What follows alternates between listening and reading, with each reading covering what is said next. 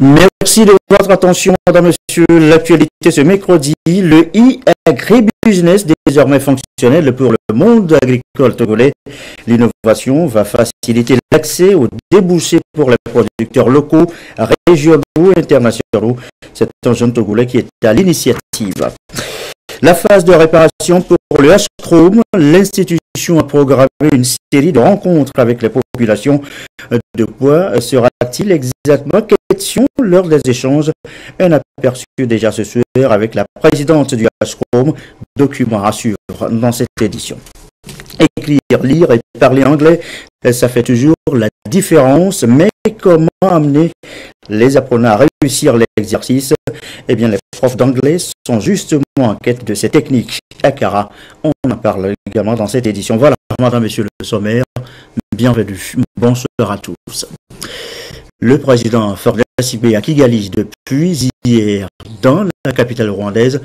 Le chef de l'État prend part à la 3e édition du sommet Transform Africa dont il est l'invité d'honneur pour votre gouvernement.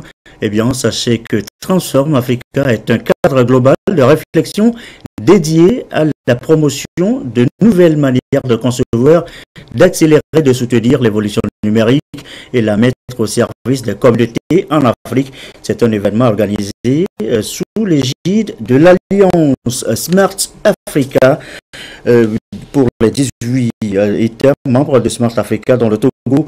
L'enjeu, c'est de bâtir par une approche intégrée une économie connectée, concurrentielle et innovante pour faire de l'Afrique un cadre prospère pour ses filles et fils et également un pôle compétitif vis-à-vis des autres parties du monde. Pour la cérémonie d'ouverture qui s'est déroulée au Kigali Conference Center, les chefs d'État togolais et rwandais étaient notamment entourés de la directrice générale de l'UNESCO et de la présidente de l'UFAM. Nous reviendrons bien évidemment en détail sur cette cérémonie d'ouverture et la participation du chef de l'État avec nos reporters une fois de retour. Lundi déjà, le chef de l'État était en visite à Lusaka en Zambie, une visite d'État de 48 heures.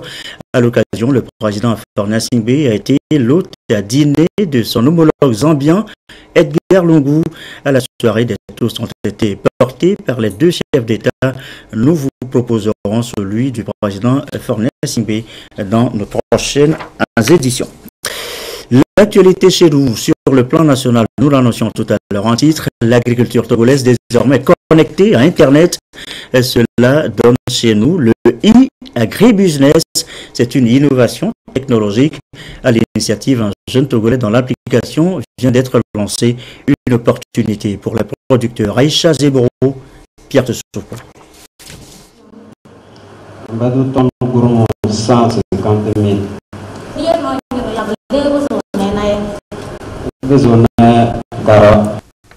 Voilà ce à quoi va ressembler le fonctionnement de l'e-agribusiness.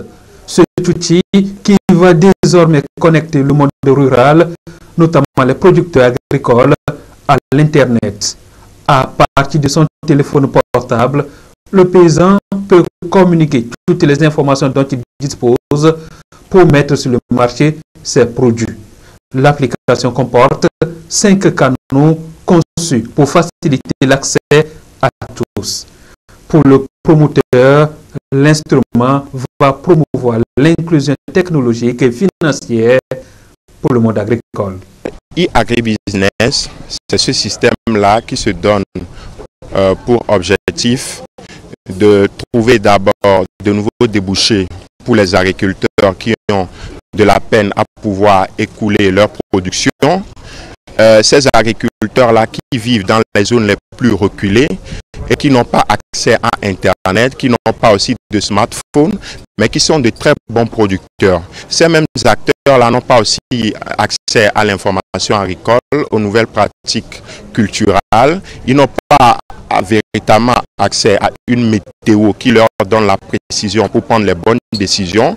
Et ce sont autant ces problèmes que nous venons résoudre en apportant e-agribusiness qui propose des interfaces, 5 interfaces, comme par exemple l'interface en langue locale qui permet aux agriculteurs non lettrés de pouvoir accéder à toutes ces fonctionnalités-là que nous offrons au monde agricole. Et nous n'oublions pas aussi d'un côté les acheteurs qui sont aussi à la recherche des produits. Et désormais, ce sera très précis. C'est là où se situe le produit pour aller le prendre rapidement. Et il y a aussi l'État qui veut de l'information pour pouvoir prendre des décisions rapidement concernant le secteur. Et c'est ça que e-agribusiness apporte comme solution à tous ces trois acteurs-là. Pour accéder à notre interface, il a plusieurs choix. S'il est agriculteur illettré, il va utiliser le 86-86 pour pouvoir accéder aux services. Premier prix de hackathon lors de la deuxième édition de l'IT Forum en mars dernier. L'application est ainsi officiellement lancée. Pour les partenaires agricoles, c'est un véritable outil qui va révolutionner le secteur. Aujourd'hui, ce que nous avons eu ici comme présentation à travers e-agribusiness, moi je crois que ça peut révolutionner l'agriculture parce que le producteur, le commerçant, le transformateur, tous ces acteurs qui sont autour de la filière peuvent aller de l'avant parce que l'information sera passée à temps et l'utilisateur sera également aussi l'utiliser au moins opportun. L'agriculture occupe 70% de la population togolaise et contribue à 40% au PIB. La connaissance du secteur au réseau Internet, n'est-ce pas, l'ouvrir davantage au reste du monde pour plus de profit aux paysans. Et voilà de quoi effectivement remobiliser les producteurs. Le cas notamment ici, vous allez le voir, pour ces producteurs de coton boostés depuis quelques jours déjà par la nouvelle société cotonnière du Togo, l'étape de la région centrale, la marque Bojona. Ces rencontres de cotonculteurs avec les responsables de la nouvelle société cotonnière du Togo s'inscrit dans une campagne de remobilisation des producteurs dans le cadre du lancement de la campagne agricole 2017-2018. Elles ont pour objectif de remobiliser, d'encourager et de motiver les cotonculteurs à préserver et à tout mettre en œuvre pour sauvegarder cette filière. Que ce soit à Tchaoudjo, à Tchamba, à Soukbois ou à Blita, il s'agissait d'informer les producteurs de l'or blanc des dispositions prises et des efforts que consentent les autorités dans ce domaine. Pour amorcer le cap des 200 000 tonnes d'ici 2022, de faire en sorte pour cette campagne 2017-2018, donc évoluer vers 160 000 tonnes. Il était important d'aller à la rencontre des producteurs, de leur annoncer les différents changements que nous avons impulsés au niveau de la filière. Cette année, au plan national, nous avons fait en sorte à démarrer très tôt les achats et dans les 2 semaines après la clôture d'un GPC qui dépose son dossier, les gens sont invités pour être payés. Une des dimensions importantes, c'est la mise en place à temps des intrants en quantité et en qualité. Mais ce qui a plus réjoui les producteurs, c'est qu'ils ont été heureux d'être informés par rapport au mécanisme de fixation de prix, aussi bien du coton graine que des intrants, surtout s'agissant du coton graine, par la volonté du chef de l'État, ce mécanisme dégage que pour un prix plancher de 230 francs la campagne dernière, et après les calculs, il ressort qu'il y aura 10 francs comme complément de prix à retourner aux producteurs comme prix final, ce qui portera donc la recette par kilo pour cette campagne 2017-2017 à 240 francs. De la même manière, ils ont été heureux d'apprendre que Ce mécanisme alors permet, donc pour la campagne 2017-2018 que nous abordons, que le prix plancher soit à 240 francs. Dans toutes les localités visitées, les représentants du pouvoir central ont remercié la démarche de la nouvelle société cotonnière du Togo et appelé les chefs traditionnels à s'impliquer dans la sensibilisation en vue d'atteindre un grand nombre de producteurs pour booster la production cotonnière au Togo.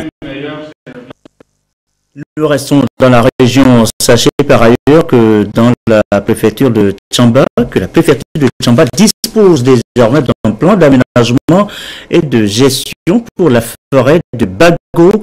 Le document vient d'être validé. Pour les précisions, nous retrouvons donc la marque Bojona.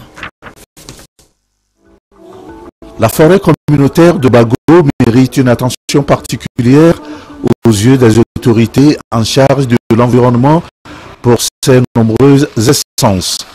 Cette session de validation du document de plan d'aménagement et de gestion de cette forêt s'inscrit dans la mise en œuvre du projet appui à la valorisation et à la gestion durable de la forêt communautaire de Bago. Il est financé par le ministère de l'Environnement et des Ressources forestières à travers le projet de gestion intégrée des catastrophes et des terres PGICT. Selon le code forestier, pour qu'une forêt communautaire soit reconnue par l'État, il faut qu'elle remplisse certaines conditions. Il faut qu'elle soit dotée d'un plan d'aménagement et de gestion. Dans un premier temps, il faut mener des études socio-économiques, des inventaires floristiques et fauniques pour voir quelles sont les ressources de cette forêt. Bon, au vu de ces ressources maintenant, qu'est-ce qu'on veut faire de cette forêt-là? Le problème n'est pas de conserver, mais il faut valoriser les ressources de la forêt. Donc à ce titre, un consultant a été commis pour élaborer un plan d'aménagement. Donc le plan d'aménagement a été élaboré et il faut soumettre maintenant ce plan d'aménagement, maintenant les résultats de ce plan à la communauté pour voir si ce que la communauté veut, c'est ça qui est fait, qui est traduit dans le plan d'aménagement. Il s'est agi au cours des travaux d'analyser le contenu du dit document, de recueillir les observations et préoccupations de la population avant sa validation. Le document contient des résultats des études socio-économiques sur la communauté, des inventaires faunistiques et floristiques de la forêt et des actions à mener pour conserver et valoriser ces ressources tout en les exploitant. Gestion des forêts, protection de l'environnement, comment accéder au fonds vert, à plus de financements internationaux pour y parvenir. Les clés, les outils sont définis depuis ce matin pour justement faire face aux questions de changement climatique. Mauto Adjassi, Christine Pétekialoudé. Le tout dernier des mécanismes financiers mis en place pour faire face au changement climatique est le Fonds vert pour le climat.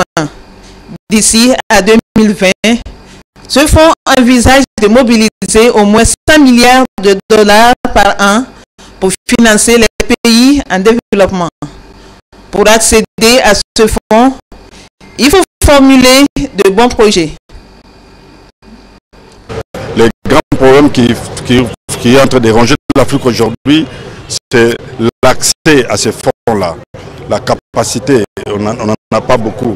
Il y a une faiblesse aussi bien institutionnelle et financière et en matière de mobilisation de la finance climatique.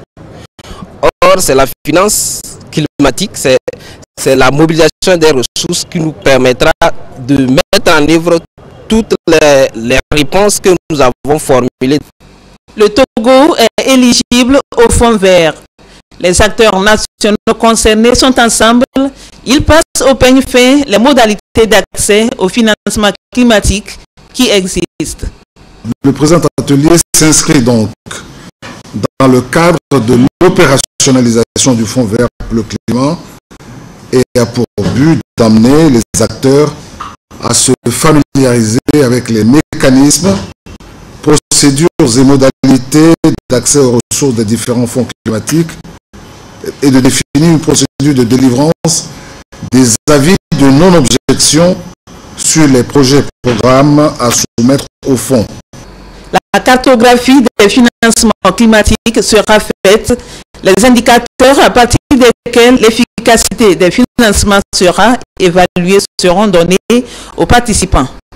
Des précisions vont être également faites sur le modèle de la note conceptuelle pour soumettre un projet au niveau du fonds vert. Experts comptables, comptables agréés, ceci vous intéresse. La tenue des comptes, l'élaboration des états financiers, les meilleures pratiques, la méthodologie, la technicité à mettre en œuvre pour réussir ces états financiers, eh bien, tout est dans le référentiel comptable OHADA révisé. Un véritable guide qui fait d'ailleurs l'objet d'études depuis ce matin. Yataratem, Honoré Mazuro, avec Ramdan Bassina.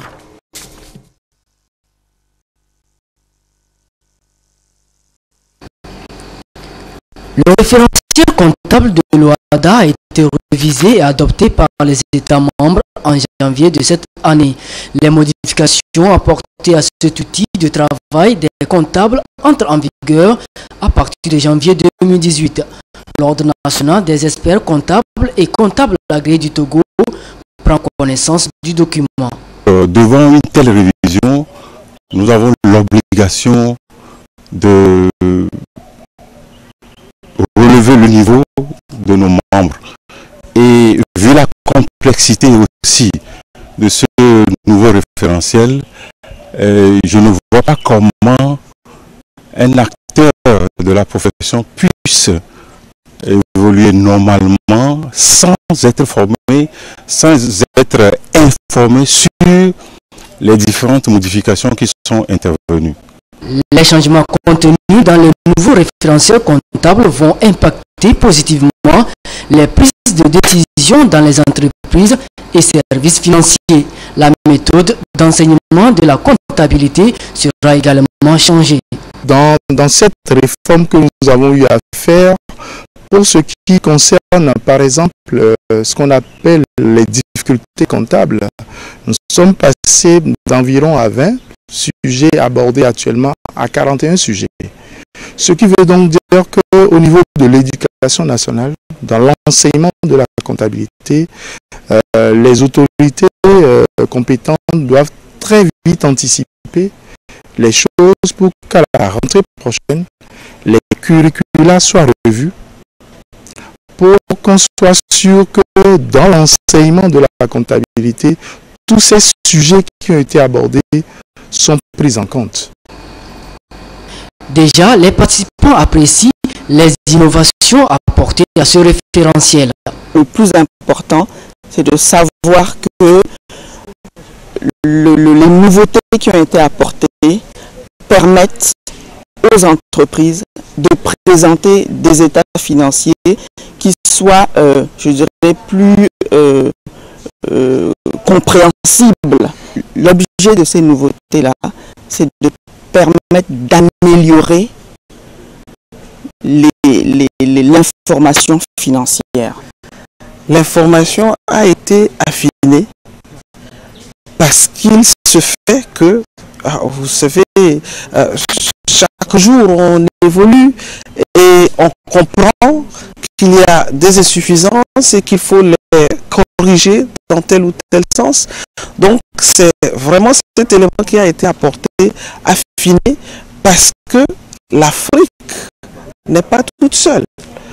Nous sommes aujourd'hui dans un monde complètement ouvert et que nous devons harmoniser tout ce que nous faisons avec nos partenaires. Le plus grand atout de ce nouveau document, selon les praticiens de la comptabilité, est qu'il rime désormais avec les standards internationaux.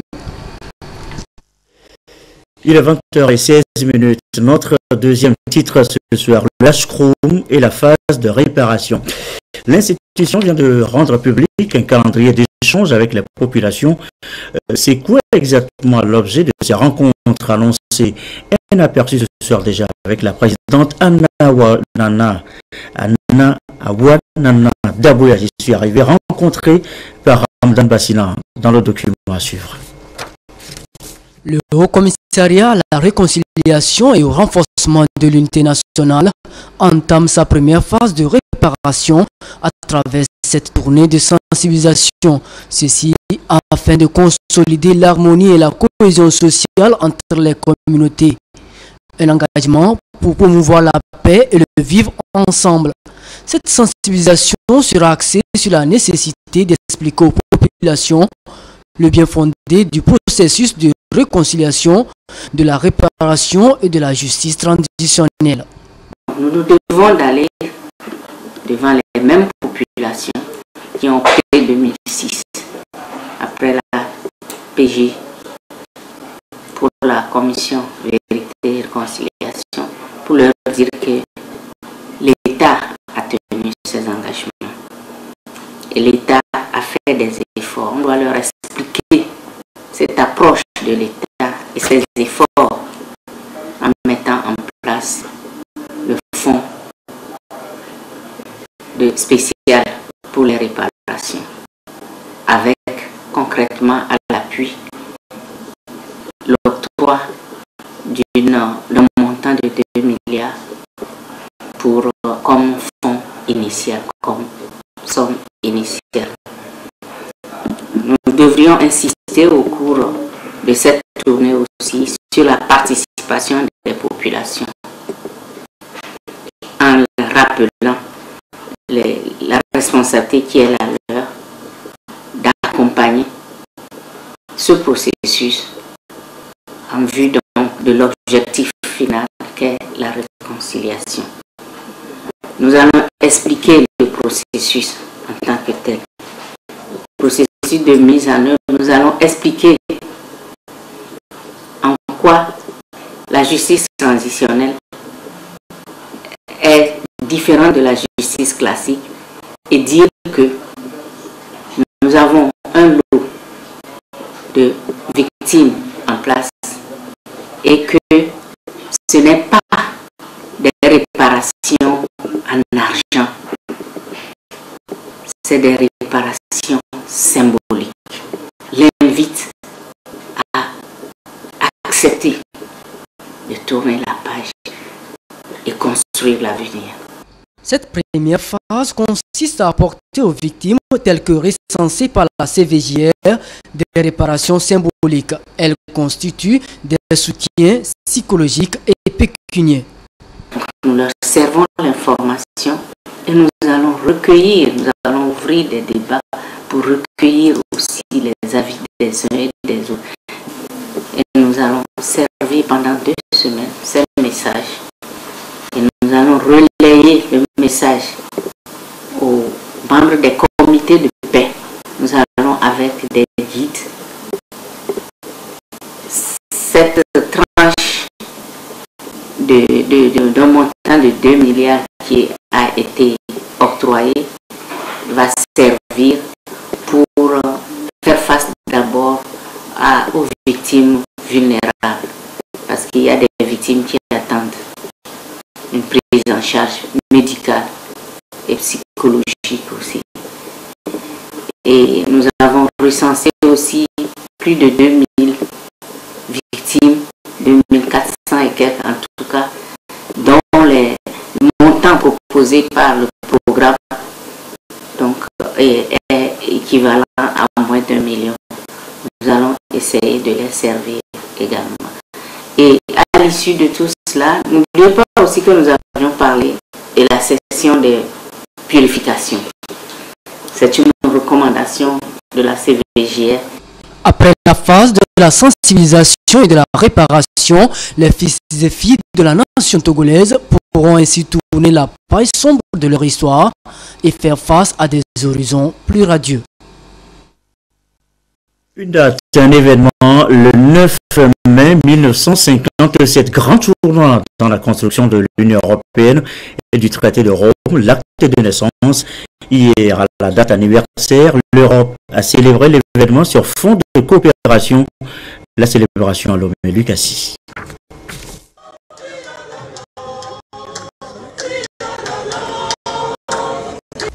Unie, forte, solidaire et prospère, l'Union européenne commémore le 60e anniversaire de la signature des traités de Rome. Des traités au départ économiques qui se sont révélés être le soubassement de rassemblement des pays de l'Europe en une communauté politique et économique stable, orientée vers des idéaux communs. Et cette communauté a su instaurer un climat de paix et de cohésion en son sein depuis la fin de la Deuxième Guerre mondiale. Depuis son indépendance, l'Union européenne a toujours accompagné et soutenu le Togo dans ses choix politiques, économiques et de développement social. C'est une coopération fraternelle, c'est une coopération d'amis basée sur un dialogue sincère où ce n'est pas seulement de construire des infrastructures, c'est aussi renforcer les administrations et aussi renforcer la gouvernance économique, sociale et politique du pays. Et sur cette base, on a la vocation de rester longtemps avec vous et construire ensemble parce que nous avons besoin mutuellement. Plus de 50% des décaissements de l'Union européenne sont consacrés aux actions sociales. Et le Togo arrive à engager une bonne partie de ces fonds pour impulser une nouvelle dynamique à son économie et réaliser des actions concrètes en faveur de son développement. Les relations de coopération très fructueuses tissées entre l'Union européenne et le Togo datent déjà de plusieurs décennies. L'aide de l'Union européenne s'est raffermie progressivement à travers l'exécution des projets et programmes dont l'impact sur l'environnement socio-économique des populations bénéficiaires est favorablement apprécié. C'est à juste titre que le Togo se félicite de la poursuite de cette coopération sous le 11e FED, qui contribuera à la mise en œuvre de son plan national de développement couvrant la période 2018-2019. Durant ces années, l'Union européenne a pu enregistrer des succès, notamment la mise en place d'une monnaie unique, l'euro, et l'instauration de l'espace Schengen. 6 œuvres ont compéti pour sélectionner la meilleure qui reflète au mieux l'esprit de l'Union européenne. Et c'est comme là où on a nous, artistes plasticiens, qui a remporté le premier prix. Un reportage de Lucassi présenté par Christine Pétier-Kialoudin. À l'étranger en France, c'était sa deuxième apparition officielle depuis son élection. Emmanuel Macron a donc présidé à la cérémonie de commémoration de l'abolition de l'esclavage aux côtés, cette fois encore, de François Hollande, un rassemblement qui a tourné au banc de foule. Monsieur le Président, les enfants veulent vous voir, monsieur le Président.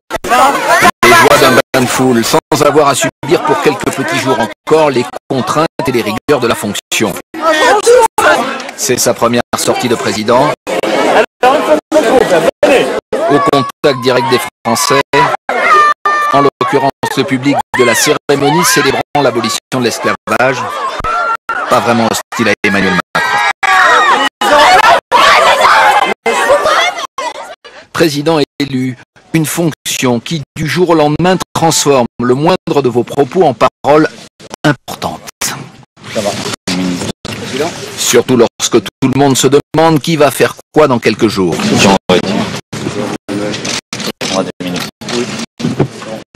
Que fera Emmanuel Macron? Pour l'instant, en tout cas, il ne doit pas parler dans les cérémonies officielles. Emmanuel restera là, silencieux, mais inspiré.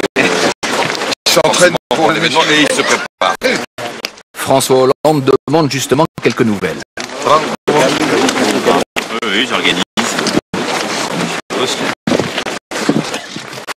Apprendre à bien déposer une gerbe, apprendre à bien signer un livre d'or. Le président sortant ne s'en cache pas du tout. Il conseille de façon quasi paternelle son successeur. Pour son tout dernier discours de chef d'État, il lui transmet aussi une feuille de route plutôt grave. Contre les discours qui jettent les gens les uns contre les autres, contre les intégristes, contre les obscurantistes, contre les communautaristes, il y a encore beaucoup à faire, Monsieur le Président. Dimanche aura lieu la véritable passation officielle à l'Élysée. À partir de là, Emmanuel Macron sera seul. Le reste de l'actualité, une tierce personne vous doit une somme d'argent ou vous à un autre. Ça peut être un particulier, une entreprise. Que faites-vous pour rentrer dans vos droits? Quelles sont les techniques de recouvrement de vos créances? Eh bien, c'est l'objet cette semaine de Mercredi de l'entrepreneur. Serge Tarton, Clarisse Atticlé.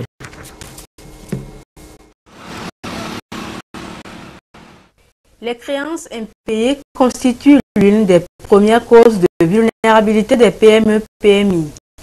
L'enjeu est alors de savoir maîtriser son compte client pour ne pas se retrouver avec de graves difficultés financières. Dans une démarche d'anticipation, l'Agence nationale de promotion et de garantie de financement des PME-PMI propose aux opérateurs économiques les différentes techniques de recouvrement des créances. Deux possibilités s'offrent alors à l'entreprise. Le recouvrement amiable et contentieux tout en adoptant la bonne attitude et maximiser les chances de récupérer les sommes dues. Le plus souvent, il y a la technique de conciliation, de discussion avec le débiteur pour l'amener à payer ce qu'il doit, ou la technique également de démarche pratiquement quotidienne ou hebdomadaire vis-à-vis de ces débiteurs, pas des relances. On commence par des relances. Les relances lui permettent au créancier de rappeler chaque fois que de besoin, que le débiteur lui doit de l'argent. Il peut également, à un moment donné, après avoir envoyé des courriers, des relances, demander à un huissier de lui faire une mise en demeure ou un huissier de lui faire une sommation. L'essentiel pour les entreprises, c'est de détecter rapidement et à temps le retard de paiement et agir au plus vite. Le recouvrement est donc une opération délicate et surtout dans un cadre professionnel où il faut préserver les relations commerciales au-delà de la résolution du contentieux. La survie de la société en dépend. Et il doit avoir aussi une technique ou des techniques pour amener les apprenants à bien écrire et à parler anglais. À Cara, les profs d'anglais sur place apprennent justement ces techniques. Le récit de Nestor Mozouf. Ils ont un dénominateur commun. Ils enseignent l'anglais dans les collèges et lycées de la région de la Cara. À cette rencontre, ces enseignants se remettent en cause afin de repenser la meilleure manière de dispenser les cours en vue de permettre aux élèves d'être excellents en anglais, aussi bien à l'écrit qu'à l'oral. Première du genre, la formation a été initiée par la section de la région de la Cara de l'association des professeurs d'anglais du Togo. L'anglais, qui au départ était une langue de réussite, nous avons constaté de nos jours qu'elle devient une langue d'échec pour les apprenants. Et cela nous interpelle en tant qu'enseignants du Togo et particulièrement de la région de Cara à penser à ce problème, à se réunir, à évaluer tous les aspects de l'enseignement de cette langue et à revaloriser cette langue à travers de nouvelles techniques d'enseignement. Et au-delà de cela, nous avons été interpellés du fait que l'enseignement de l'anglais se fait d'une manière un peu en renforçant sur l'écrit uniquement, ce qui fait que beaucoup de Togolais aujourd'hui, disons particulièrement ici, apprennent l'anglais l'anglais même du collège jusqu'à l'université, mais n'arrivent pas à converser ou à utiliser cette langue dans leur conversation avec quelqu'un qui parle l'anglais. Donc nous voulons renforcer cet enseignement-là en appuyant sur l'enseignement de l'anglais oral. À l'issue de cette formation, il sera procédé au renouvellement du bureau régional de l'Association des professeurs d'anglais du Togo. Renouvellement qui précède celui du bureau national. On termine sur ce concours de théâtre et de musique inter-université privée. Ça se passe toujours à Cara. Les phases éliminatoires, Nestor Mozou et notre bureau sur place. Puis viendra sauver les étudiants et les... La jeunesse en mouvement pour la créativité et le développement promeut le théâtre et la musique au sein des universités privées de la région de la Cara. Ce concours est la manifestation de cette volonté. Les groupes musicaux, les artistes en herbe et les troupes théâtrales qui participent à la compétition sont issus de l'Institut supérieur en management à Donaï, l'École supérieure des ponts et chaussées et l'Institut Monseigneur Bakpessi. Ce projet est initié dans le but d'aider les jeunes étudiants à s'épanouir. En fait, vu que j'étais moi-même enseignante, j'ai vu ces étudiants s'approcher toujours à leur étude et j'ai vu qu'ils avaient un talent caché qu'il faut promouvoir. Donc le fait de conduire ou bien de rédiger ce projet, c'est pour les aider à développer leur leadership culturel. En passant par la musique et le théâtre, ça permet de véhiculer des messages forts, ça permet en même temps de sensibiliser notre jeunesse, ça permet aussi, puisque nous sommes en train d'assister à une perte d'identité culturelle, donc à travers ce projet, nous voulons mobiliser la jeunesse, leur faire valoriser leur culture. La phase finale est prévue pour le 13 mai. Seront primés à cette phase les 3 meilleurs de chaque catégorie. Ce concours est soutenu financièrement par le Fonds d'aide à la culture. Et voilà qui met fin à cette édition du soir. Merci à vous qui nous suivez ce soir encore de partout sur la télévision togolaise et comme d'habitude, toujours fidèlement. Très belle soirée.